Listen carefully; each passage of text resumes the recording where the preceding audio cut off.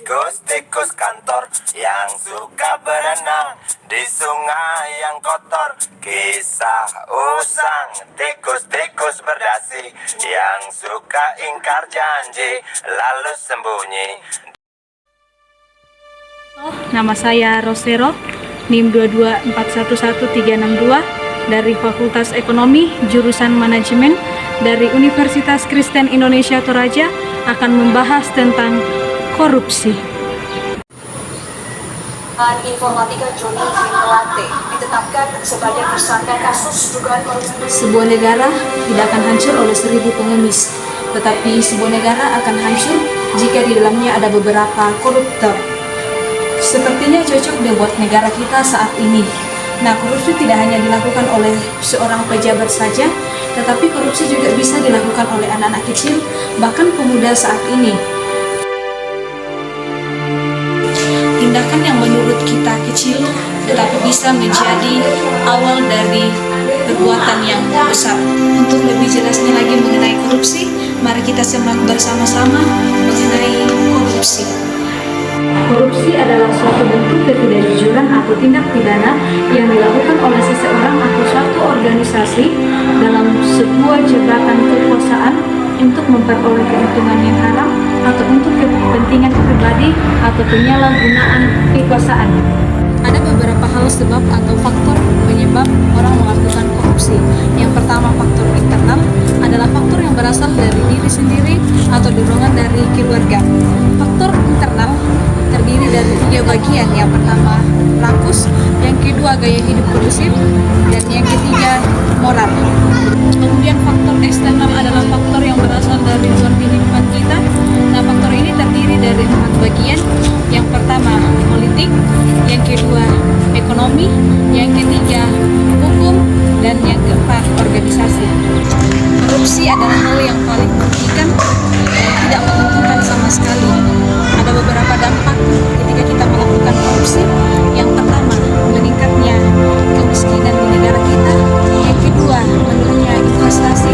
Kemudian pertumbuhan ekonomi semakin melambat. Namun kasus korupsi yang terjadi dalam dunia pendidikan seperti menyontek, mengabsenkan teman, terlambat datang, dan memasukkan data-data peserta. Nah, ada pun beberapa contoh kasus korupsi yang terjadi di Indonesia adalah sebagai berikut. Penyidik gabungan Jampitsus Kejaksaan Agung dan Kejati Yogyakarta. Pemirsa, tersangka baru kasus dugaan tindak pidana korupsi dalam penyediaan infrastruktur BTS 4G ditangkap di Bandara. Syahira Aninda Putri tertunduk malu saat digelandang penyidik. Kita awali Aceh hari ini, Saudara. Kejaksaan Negeri Kejaksaan Agung membeberkan pemirsa 2 buronan kasus korupsi dana hibah. Menteri Komunikasi dan Informatika dengan melihat kasus-kasus korupsi tersebut, sebagai masyarakat sekaligus menjadi mahasiswa harus berperan penting dalam pemberantasan korupsi, di antaranya dengan pantang terlibat tindak pidana korupsi, melaporkan tindak pidana korupsi, menyebarkan nilai integritas, dan melakukan kampanye. Kita sebagai warga negara yang baik, mari kita terapkan nilai-nilai anti korupsi. Yang pertama, kejujuran. Yang kedua, bertanggung jawab. Yang ketiga, disiplin. Yang kelima, adil.